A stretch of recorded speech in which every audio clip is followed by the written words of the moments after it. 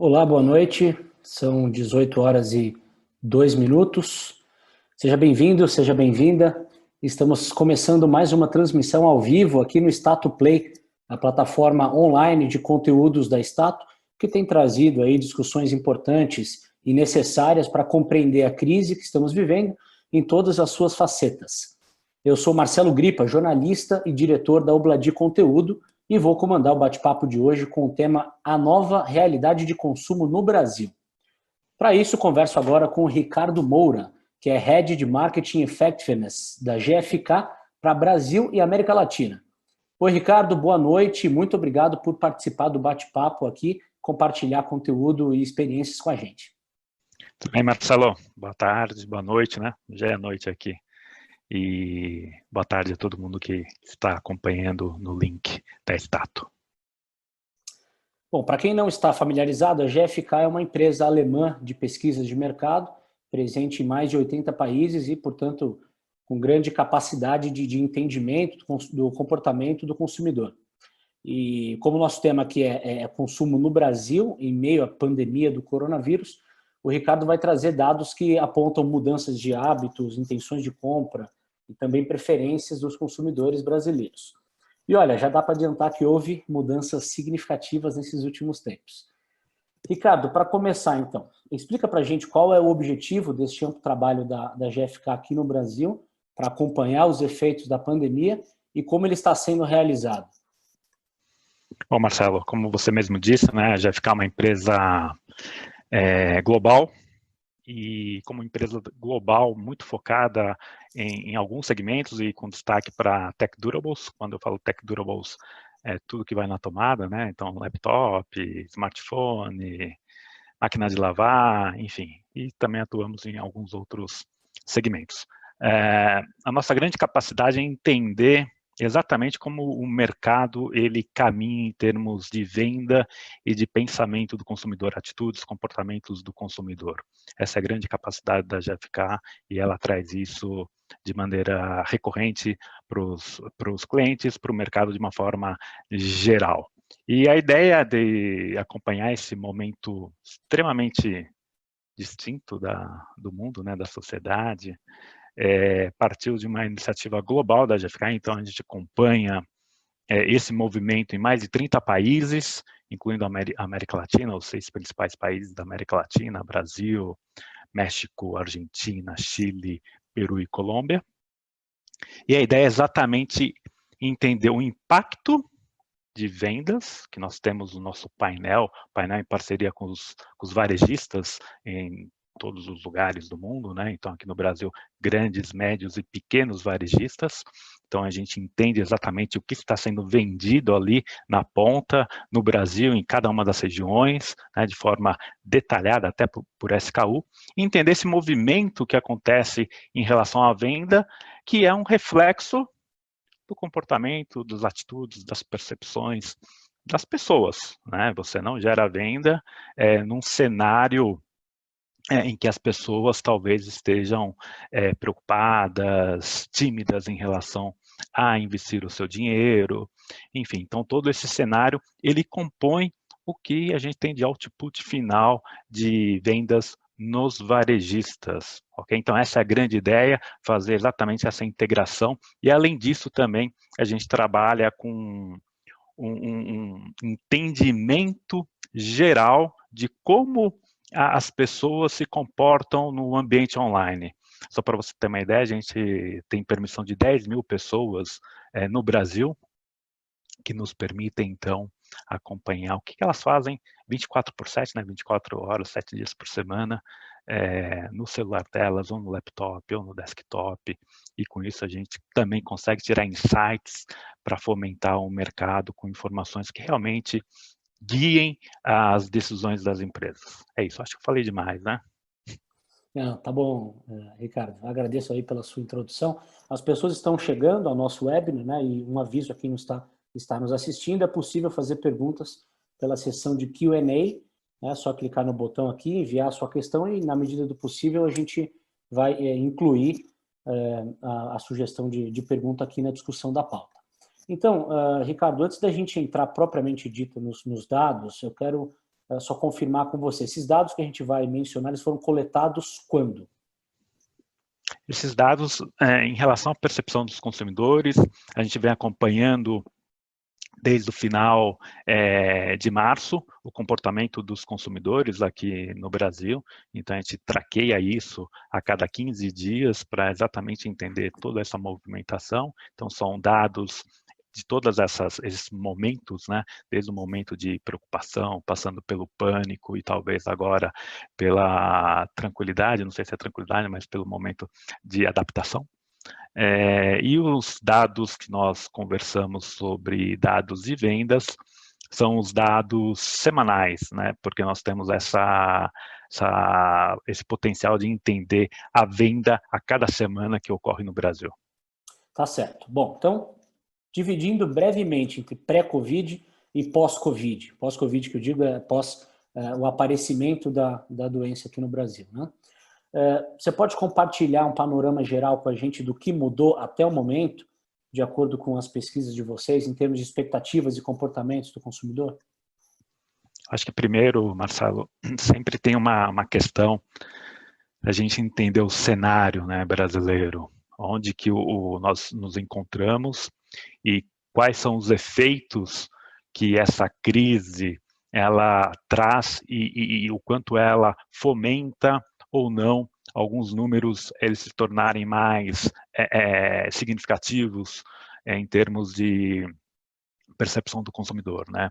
Então, por exemplo, a gente precisa entender a própria dinâmica do mercado quando a gente fala em confiança do consumidor, né? O tradicional índice da FGV de confiança do consumidor, que vinha numa crescente nos últimos meses, tentando chegar no otimismo, né? Passando ali o limiar entre pessimismo e otimismo, e de uma hora para outra ele despenca, né? Ele cai mais de 30 pontos, chegando no pior índice de confiança do consumidor desde que se iniciou a medição. Isso atrelado a outros dados importantes da base da pirâmide socioeconômica do Brasil. A gente sabe aí que mais de 40% das famílias brasileiras têm uma renda mensal de até R$2.000, o que traz um dinamismo, uma forma dessas pessoas se relacionarem com os varejistas, com as marcas de uma forma muito distinta, em relação a crédito, em relação a carnê, em relação a todo esse aspecto. E também a própria base educacional do Brasil, que é uma base muito básica ainda, né? Enfim, a gente tem uma base de pirâmide muito concentrada ainda em pessoas até o colegial, né? Então, isso traz uma percepção do que essas pessoas sentem com esse momento muito distinta, né? Porque se a gente for pensar nos medos, nas inseguranças das pessoas nesse momento, isso ganha um contorno bastante específico, não só no mundo, mas aqui no Brasil, né? Então, uma coisa é eu estar na minha casa, né, no meu apartamento, talvez, num conforto, mas quando eu vou para uma realidade brasileira, para uma classe média, média baixa, não é bem isso, né? Eu convivo com a minha avó, eu convivo com os meus pais, eu convivo com uma série de pessoas ali dentro daquele ambiente, e isso traz uma outra percepção sobre o próprio confinamento e sobre a própria perda ou não do emprego.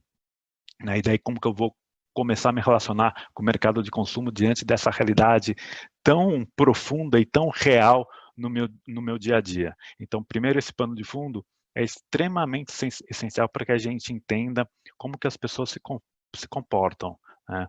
Então, é um fato que a confiança, a gente mede isso também, a confiança do consumidor brasileiro. A gente tem trackers regulares e também no nosso próprio número a confiança ela despencou. Então, ela caiu ali também mais de 30 pontos, a confiança do consumidor nesse período, em relação ao que a gente tinha em 2019 e agora em 2020. Uhum. Isso traz uma série de aspectos bastante interessantes até em relação ao que elas têm, o que as pessoas têm de medo hoje, né? Então, acho que a gente precisa ter isso bastante claro, bastante em mente, de como construir todo esse cenário para que as empresas possam se posicionar e a gente tenha realmente um desenho bastante singular e claro do que está ocorrendo no Brasil. A gente vai falar mais para frente, especificamente da queda do índice de confiança do consumidor, trazendo inclusive alguns dados aí da pesquisa, né? Mas agora eu quero pegar como gancho essa questão do medo do brasileiro que você mencionou. Quais são hoje esses medos pelo traqueamento que vocês têm feito aí? O brasileiro hoje, ele tem uma série de aspectos bastante interessantes em relação a esse momento, né?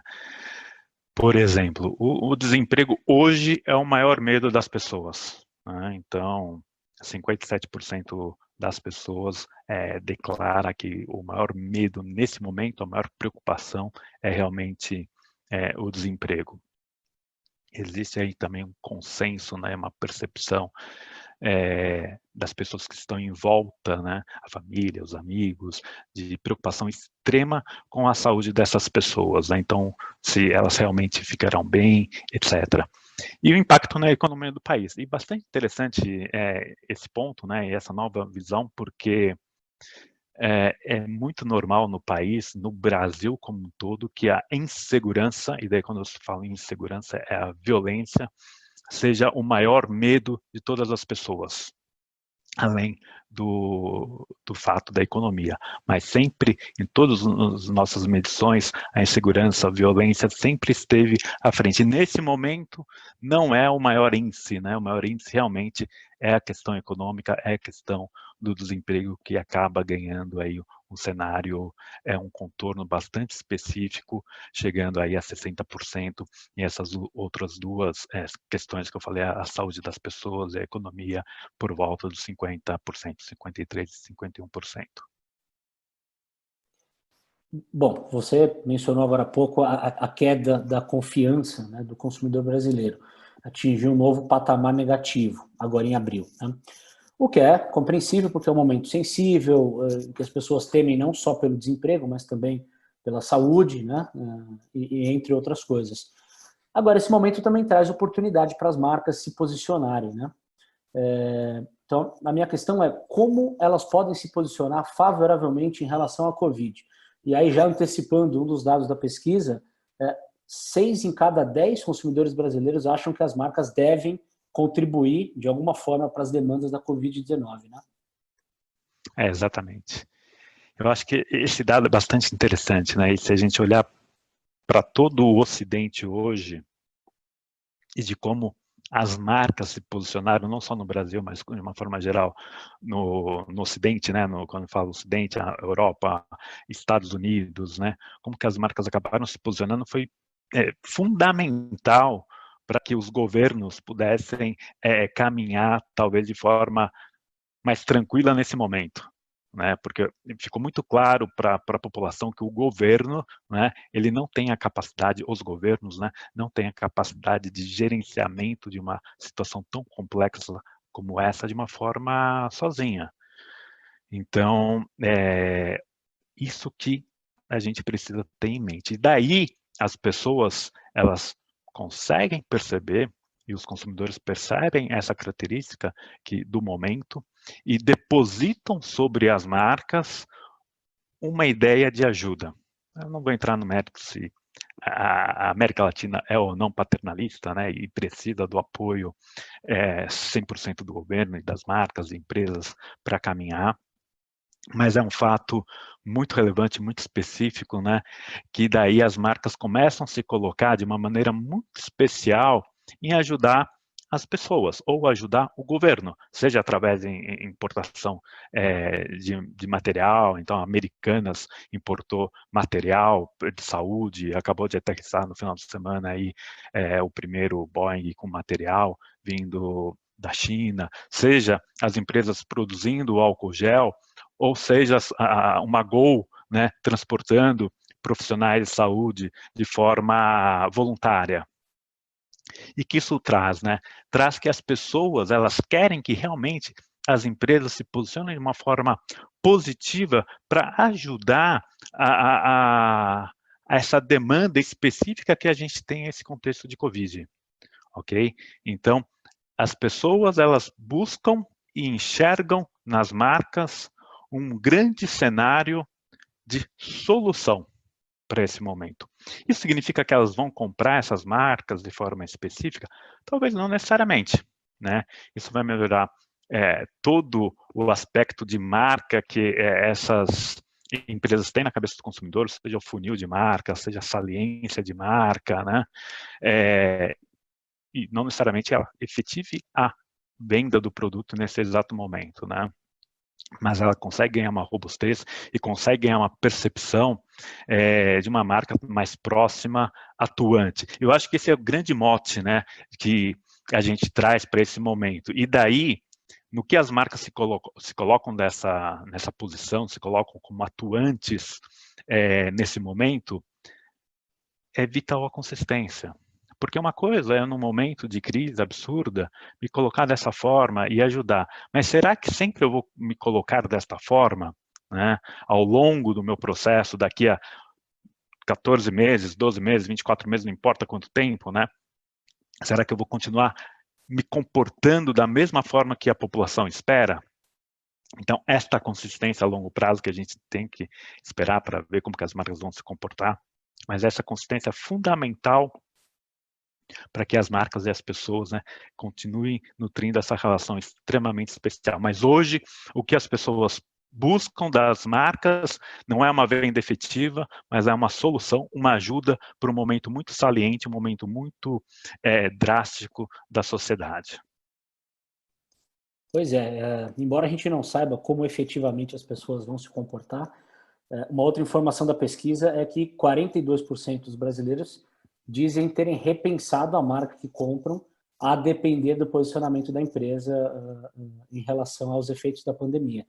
Aí já há, enfim, uma infinidade de estudos que relacionam exatamente uma coisa a outra. A gente percebe isso no mercado de sustentabilidade, por exemplo, né?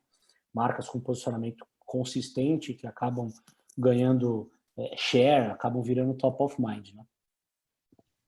Exatamente. E daí eu acho que tem toda a questão, né, de como que eu me comporto, né, desde price point, né, enfim, em relação oferta-demanda, como que eu vou posicionar meu preço, se eu vou fazer desconto ou não. É claro que a gente tem aí um problema de supply chain hoje, né, então muitas empresas ainda necessitavam e necessitam de material que vem de outras regiões globais, a gente sabe o quanto isso está impactado, talvez isso tenha como reflexo o preço final dos produtos, né? Considerando também a questão cambial que a gente vive hoje, né? O dólar chegando a mais de 5,90 no dia de hoje, batendo mais um recorde. Então, todo esse cenário, né, de preço, né, dessa tensão das pessoas, né, dessa falta de produtos, né, do câmbio, do desemprego, né, ela naturalmente vai trazer um novo cenário de escolha de marca, né? Por isso que eu digo, não necessariamente as marcas que hoje estão ajudando nesse processo que nós passamos, né, elas terão grandes frutos nesse exato momento. Elas vão construir awareness, vão construir saliência de marca, né, mas talvez ali na prateleira, né, na hora que eu vou escolher o macarrão que eu vou comprar, talvez isso tenha impacto naquele momento por uma decisão específica daquele ponto, né, que eu realmente preciso levar alguma coisa para casa e tomei aquela decisão naquele momento. Mas a consistência, o longo prazo, sempre deve estar na mente das empresas. E aquelas pessoas que têm ainda a oportunidade e não foram atingidas, talvez por um momento tão drástico da economia, elas sim vão manter a confiança, vão manter a lealdade às marcas e ficarão, por quê? Nesse momento também elas não podem errar, né? Então a gente sabe que o brasileiro, de uma forma geral, até com esse extrato que a gente conversou um pouco antes, né, de quando a gente começou a nossa conversa, de dinheiro curto, né, uma base piramidal muito grande com dinheiro curto, o erro não é permitido, né, eu não posso errar, não posso arriscar de uma forma tão corriqueira no meu dia a dia, eu preciso tomar cuidado. Então, esse cenário todo traz espaço para as marcas construírem uma conversa, né, nova com a sociedade, ao mesmo tempo também coloca as marcas na berlinda por uma questão socioeconômica do momento. Tá certo. Agora vamos falar de economia. Vamos voltar lá para março, né, no início dos impactos da pandemia. Quais foram os setores que avançaram e quais os setores que recuaram naquele momento, Ricardo? O pânico, né? A gente começou com o pânico. O pânico foi um espetáculo, né? O pessoal de papel higiênico deve ter lucrado bastante. Impressionante, no mundo todo, foi um sucesso absoluto, o hit do momento. Mas tirando esse fator, né, que exatamente é o pânico das pessoas que move, né, e traz uma irracionalidade muito grande para esse momento, né? Eu preciso, sei lá, de 5 pacotes de 48 rolos de papel higiênico? Não vai precisar, né? Mas traz essa irracionalidade, e as pessoas, o que a gente teve no primeiro momento desse pânico, né? As pessoas indo ao supermercado, fazendo essas compras, estocando os produtos essenciais. Passou esse momento do pânico, né?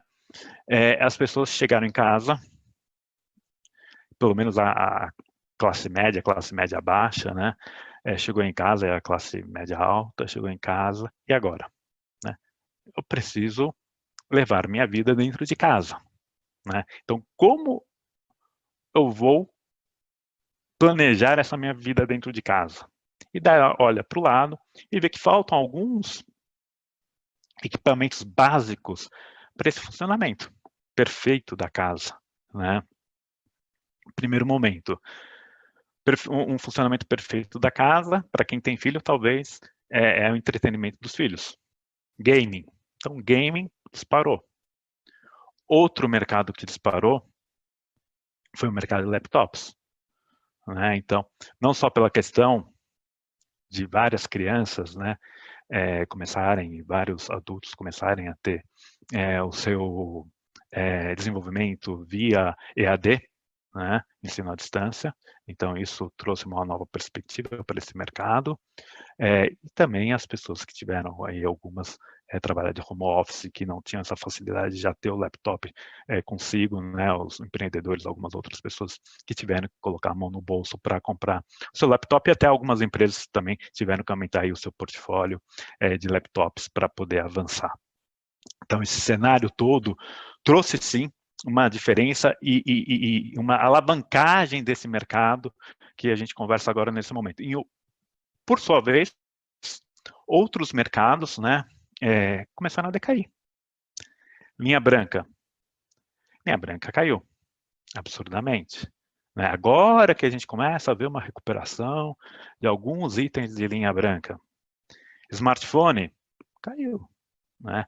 Também caiu absurdamente a venda de smartphone nesse período. Agora que a gente consegue ver alguma reação dentro dessa categoria. Então, realmente, as pessoas, elas se transformaram. E a gente já está num terceiro momento em relação ao que está ocorrendo, porque hoje as pessoas estão cuidando mais de si, né? Elas estão olhando para dentro de casa e daí buscando a indulgência. E daí, quando eu falo em indulgência, as pessoas hoje querem tomar um cafezinho, um belo Nespresso 3, não importa a marca, Dolce Gusto, né? Elas querem ter essa funcionalidade dentro de casa. Elas começam a comprar robozinho, aquelas que podem, para limpar a casa, ou pelo menos para tirar a sujeira aparente da casa, né? Elas começam, eu falei de linha branca, uma retomada, o fogão começa a ter um movimento de crescimento de vendas, né? Acima até de geladeira e de máquina de lavar. Por quê? As pessoas se voltam para dentro de casa, para o celular, e começam a fazer as atividades com mais frequência, e daí esse desenvolvimento traz essa questão, essa proximidade com algumas categorias, e outras vão ficar de lado. Então, a cesta de compra do consumidor brasileiro mudou radicalmente, né? Então, essa grande alteração que a gente teve, que a gente tinha lá um share pequeno, de 10 pontos percentuais, se a gente fosse ver tudo que era vendido ali de tech durables no Brasil, mais ou menos 10%, um pouco menos, era de laptops, né? Dobrou, passou para 20%. Né? Então, essa cesta, ela se alterou ao longo desse processo de pandemia.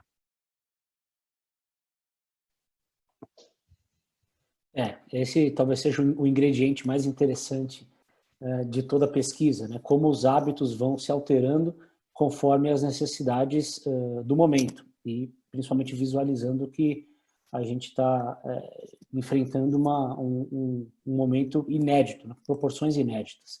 Então, eu estou aqui trazendo mais informações aqui da pesquisa com base nisso que você disse, né? Que são os novos significados. Então, a redução no deslocamento e no convívio social faz com que as despesas de produtos de cuidado pessoal e do lar aumentem, e, por outro lado, cai transporte, cai roupa, cai calçado, cai bebidas alcoólicas e cai tabaco, né? Então, a questão é como é que as empresas podem se preparar para... Esse é um ponto bastante interessante, né?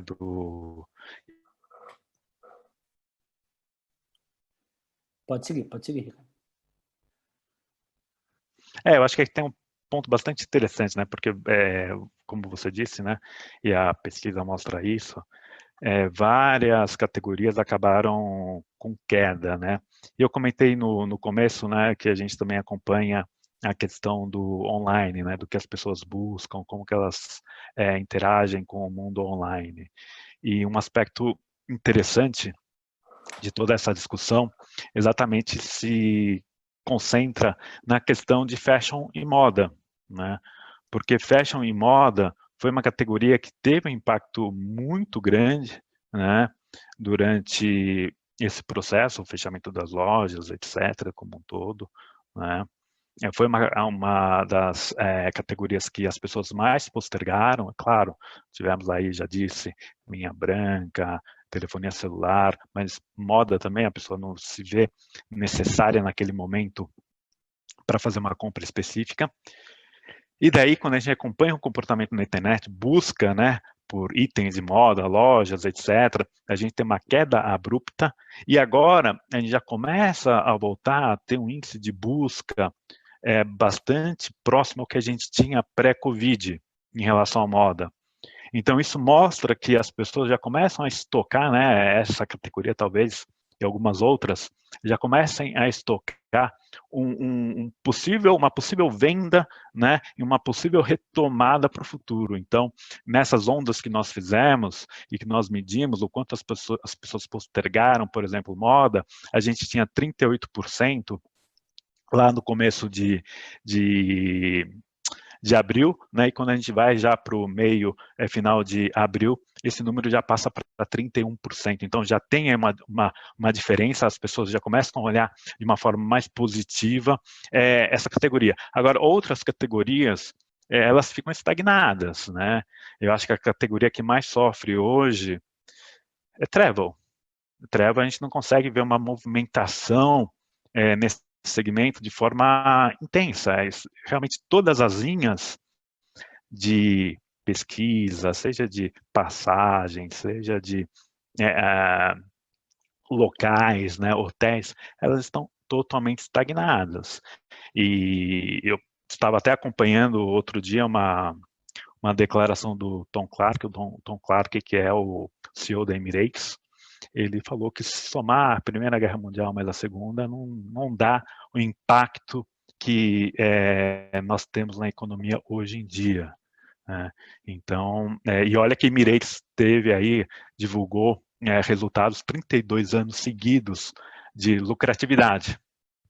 Enfim, uma empresa desse porte, né, olhando para o futuro, de um futuro tão nebuloso, né, para essa categoria, e a gente vê aí os aviões no chão, né, os aviões parados, 90% da frota parada, seja de Gol, seja de Latam, seja de Azul, fazendo apenas aí o transporte necessário para as principais capitais do país. Então, realmente, existem bastante nuances conforme a categoria analisada.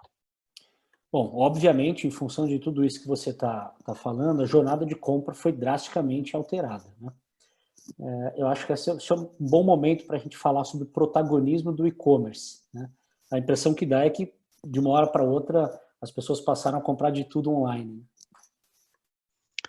Isso é uma grande verdade, né? O e-commerce, que se a gente, não sei quantas pessoas aí que nos acompanham agora, elas têm a visão, mas o e-commerce no Brasil e para as categorias que teoricamente seriam as mais fáceis de se vender por internet, né, que são exatamente tech durables, não passava de 30% a venda dessas categorias no Brasil.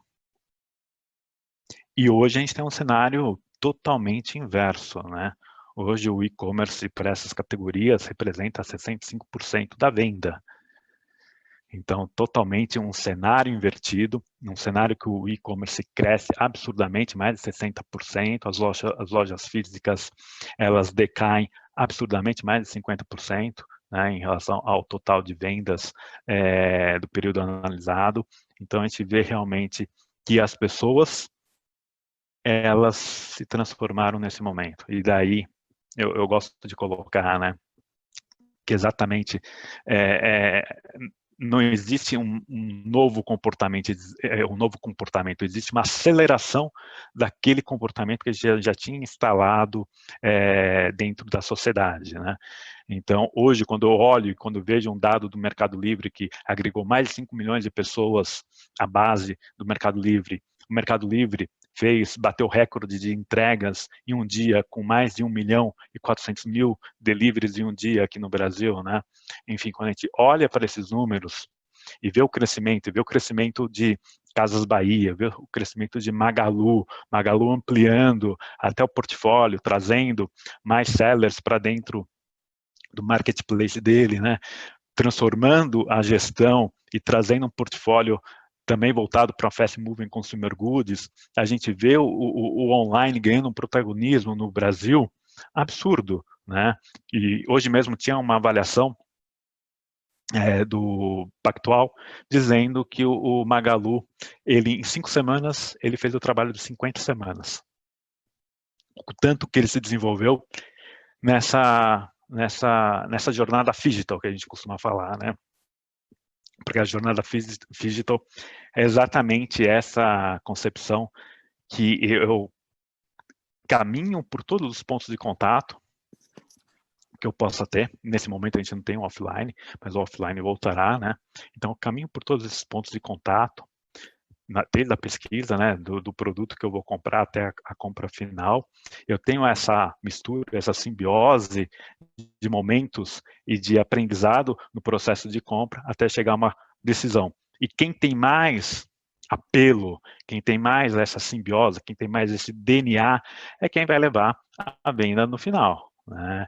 Então, ter o ponto de venda físico, ter uma plataforma online, um canal digital efetivo, né, para que as pessoas possam abraçar esse momento, e seja abraçar esse momento até por eu não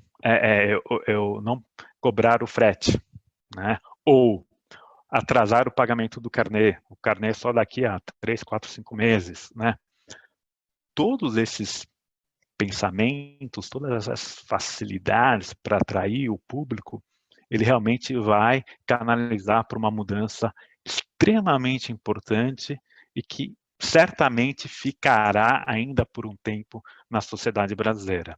Então, o online, hoje, ele joga pesado dentro do Brasil, deve continuar crescendo dentro do Brasil, mas ainda assim a simbiose entre on e off é fundamental para que a gente tenha consiga abarcar todos os espectros da sociedade nesse momento de venda.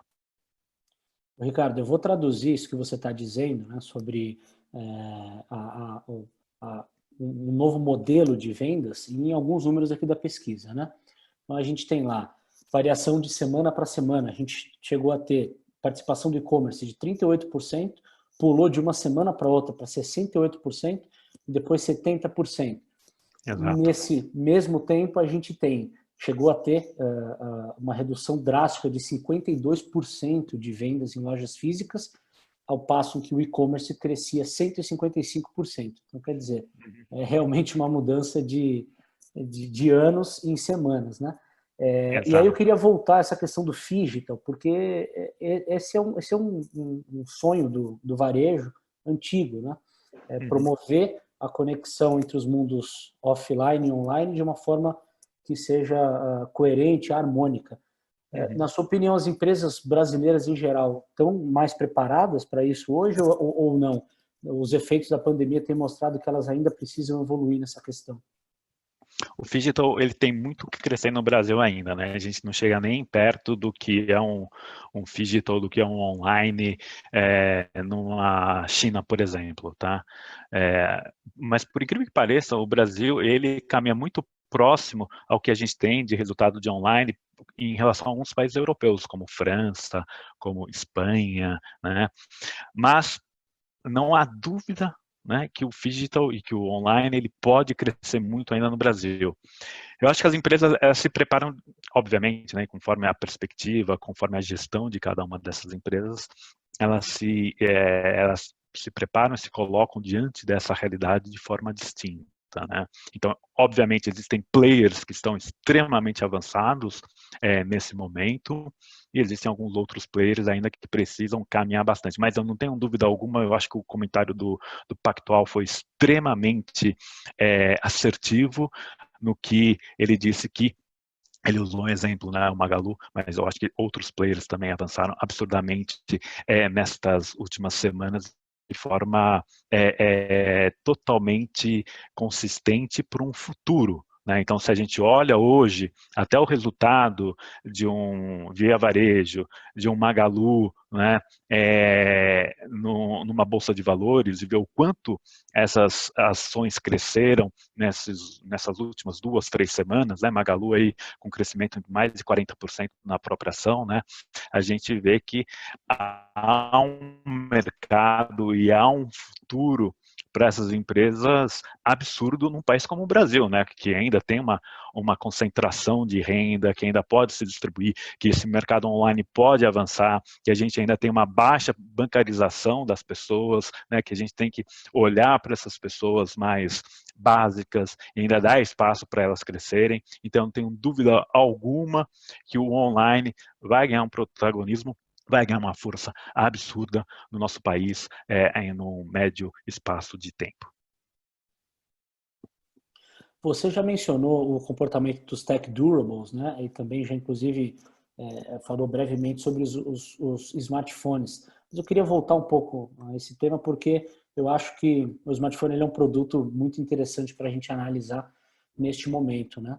Existe uma percepção de que o consumidor brasileiro ele é muito conectado, né? Se a gente pegar aí pesquisas de redes sociais, a gente vai ver que o brasileiro está sempre na liderança do tempo gasto online, vamos dizer assim, né? Qual é a análise do comportamento brasileiro na compra de smartphones pré-pandemia e pós-pandemia?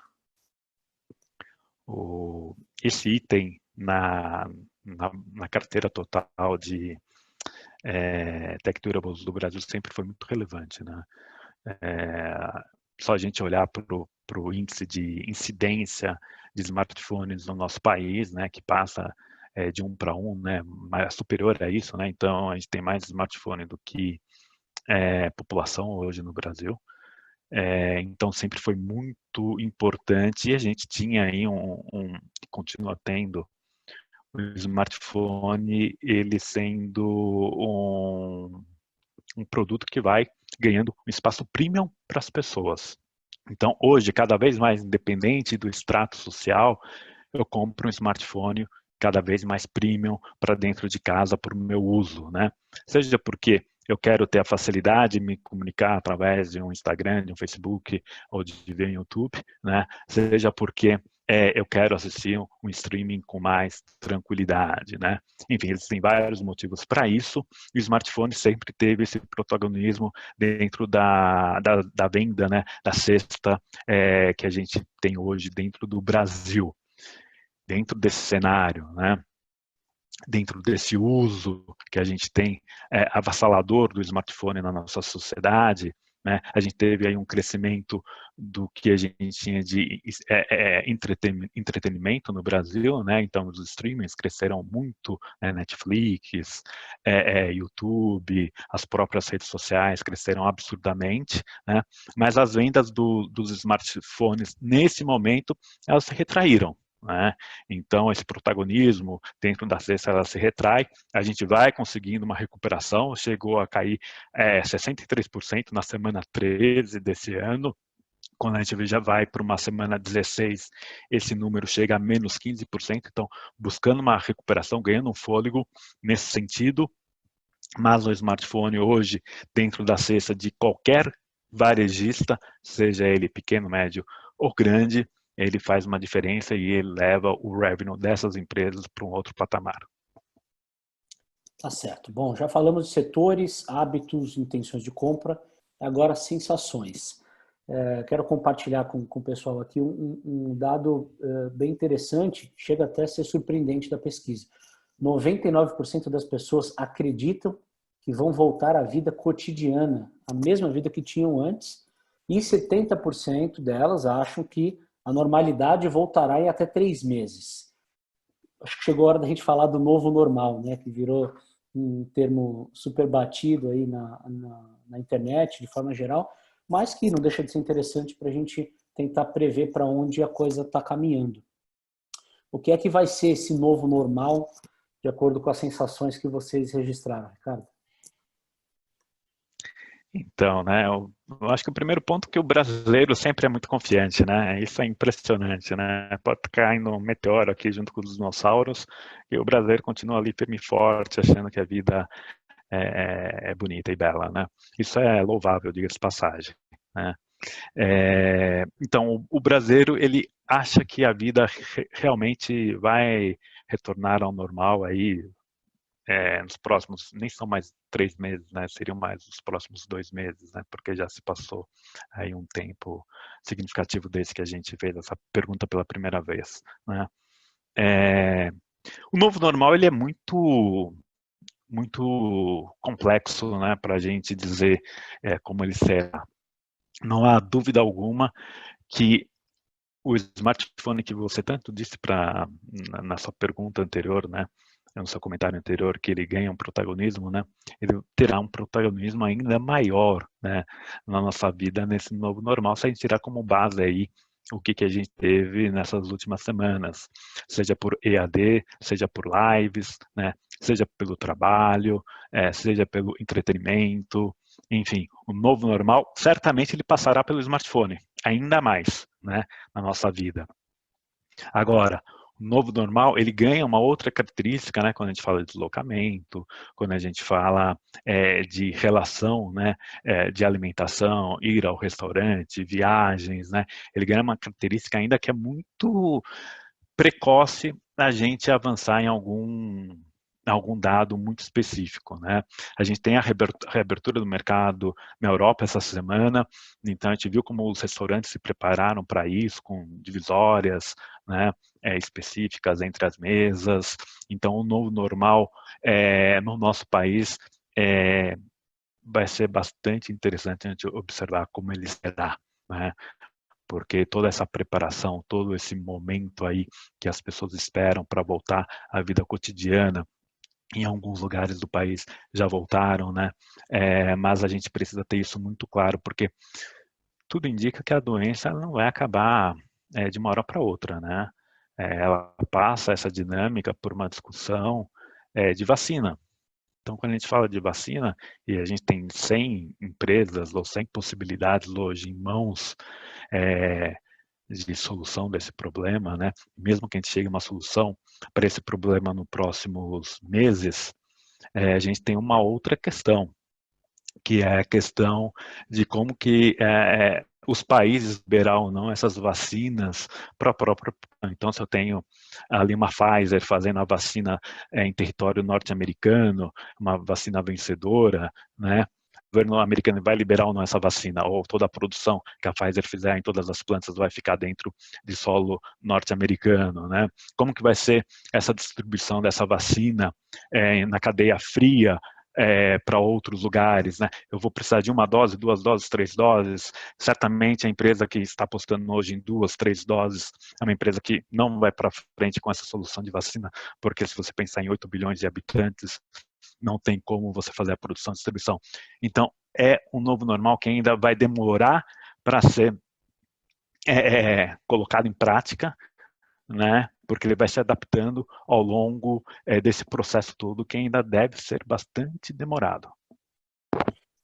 Pois é, essa super confiança demonstrada pelo brasileiro na pesquisa e que, de certa forma, é inclusive descolada da realidade que a gente vive hoje, ela coloca um enorme ponto de interrogação na cabeça das empresas, né? Porque como definir a estratégia se você tem, por um lado, números altíssimos de mortes, de casos e, enfim, poucos sinais de que a pandemia está acabando, né? Está caminhando para acabar, e, por outro lado, um consumidor que está com queda de confiança, mas ao mesmo tempo acha que no curto prazo a coisa vai melhorar, né? Então, como agir nesse cenário de incertezas, né? Eu acho que as empresas elas estão se colocando de forma bastante proativa, né? Tanto varejistas quanto as empresas fabricantes, de uma forma geral, como eu disse, né, elas estão apoiando a sociedade, apoiando o governo. Eu acho que esse é o primeiro passo, né? Então, eu como empresa, eu tento me destacar do meu setor, né, mesmo que um setor esteja extremamente afetado, eu me destaco. Eu acho que a gente tem o exemplo da Heineken aí com os restaurantes, de uma forma muito clara, né, tentando se descolar. Eu acho que a Gol tem feito um trabalho bastante importante nesse aspecto também. Enfim, então, como eu descolo minha imagem, consigo criar uma força de marca, né, uma força de relacionamento com o meu consumidor para perpetuar essa relação a médio e longo prazo. Eu acho que esse é o grande aprendizado que as empresas estão aprendendo, né, a se colocar, seja um varejista criando um canal de comunicação via WhatsApp para fazer as vendas, seja transformando todos os vendedores de loja física em vendedores online, né? Então todo esse processo é um processo de adaptação para uma vida semi-normal, né? Porque ainda não há aí essa clareza de como que as coisas ficarão a médio e longo prazo, mas eu, de forma bastante positiva, enxergo que as empresas elas estão caminhando de forma propositiva para que o consumidor e a sociedade tenham mais tranquilidade nesse processo tão extenuante que tem se mostrado para todo mundo.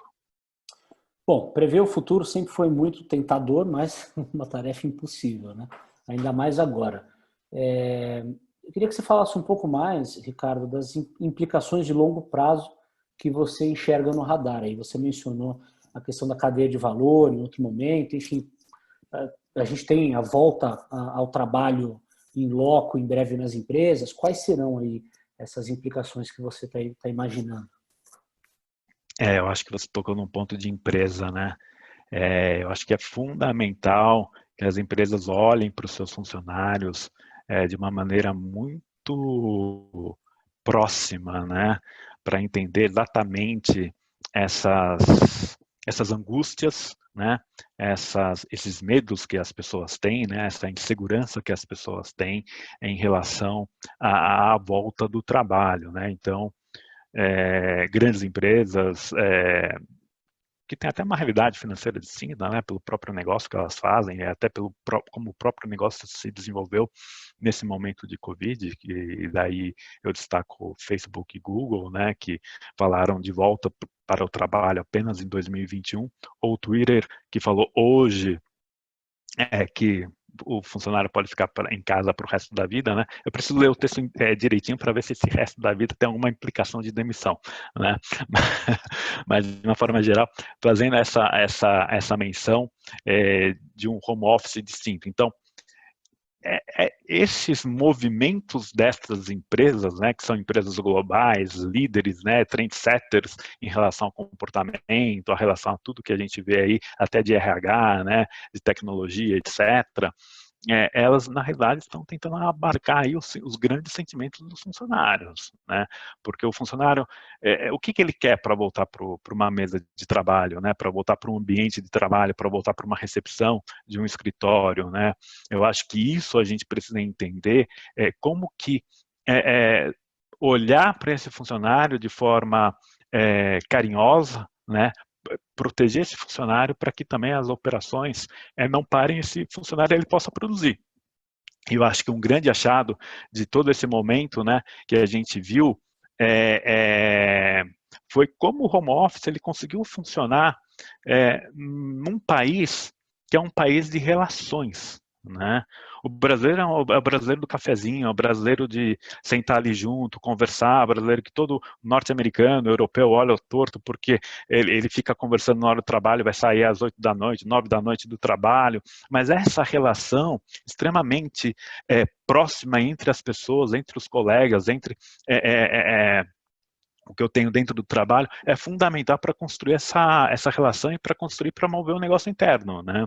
Então, acho que as empresas elas precisam ficar atentas nesse momento de como realmente gerenciar essa expectativa e essas inseguranças dos funcionários para que elas possam se mover de forma tranquila, positiva, para abarcar todos os funcionários de todos os níveis, né? De forma extremamente relevante aí para continuar os negócios. Até porque todas essas informações que você trouxe, que são relacionadas a mercado, a setores, elas de fato são muito poderosas, né? E se, a partir do momento que você implanta isso, esse sistema de captação, esse sistema de termômetro de informações, vamos chamar assim, de clima organizacional no dia a dia de uma empresa, isso fornece insights poderosos para a tomada de decisão, né? Como é que você Exato. avalia a implementação disso no Brasil? Eu acho que até mais do que clima, né? Porque eu acho que o clima as empresas já fazem, né? De uma forma bastante recorrente, o clima nas empresas, né? Aqui eu acho que é o gerenciamento de um momento extremamente delicado, né? Que vai além do clima da empresa e tem a ver com um impacto direto no bem-estar do meu funcionário e no que eu vou entregar de resultado final no ano, já dentro de um cenário tão desafiador como é o que as empresas encontram hoje, né? Com queda de receita, com essa problemática toda aí de acesso aos mercados, aos consumidores. Então, para mim, essa discussão, né, que passa pelo RH, que passa pelo management das empresas, né, de como me colocar, de como trazer informações relevantes, né, para ter uma gestão mais delicada desse momento em relação aos meus colaboradores é extremamente fundamental, né? E deve até começar a comparar, né? Porque hoje o colaborador, diferente de 20, 30 anos atrás, né? Hoje se enxerga que o colaborador é uma única pessoa, né? A vida da casa dele, né? A vida que vai impactar no dia a dia dentro do trabalho, e isso não era lá 20 anos atrás, né? Não, eu sou uma pessoa no trabalho, eu sou uma pessoa dentro de casa, né? Isso não existe mais, né? Então, como que eu posso trazer, como posso traquear exatamente esses comportamentos, essas percepções, esses medos dentro de uma volta ordenada e tranquila para que eu possa realmente entregar um resultado e entregar uma satisfação final para o meu funcionário. Eu acho que esse é o grande desafio. Eu acho que isso as empresas elas podem sim fazer de forma bastante objetiva e propositiva nesse momento, para que realmente tenha esse retorno dos funcionários nesse ano de 2020 de forma bastante, eu vou repetir mais uma vez, tranquila. Tá certo. Bom, a gente está se aproximando aqui, infelizmente, do fim do nosso papo. E já que a gente está falando de implicações, né, de médio e longo prazo, falamos um pouco de setores, falamos de empresas também, eu quero trazer para a conversa, para a gente fechar aí esse aspecto, que é uma tendência chamada low touch economy, ou seja, economia sem contato. A gente acabou adotando, né, essa economia agora por força do Covid-19. Então, quando o entregador chega aqui com a comida, em vez de entregar diretamente para o cliente, ele já deixa, né, ali na portaria, eventualmente, para não ter o contato, e tudo isso vem na esteira da transformação digital. Queria que você comentasse um pouco sobre como as empresas estão começando a reagir a essa, que é uma necessidade hoje, mas que também virou uma tendência forte para os próximos anos, né?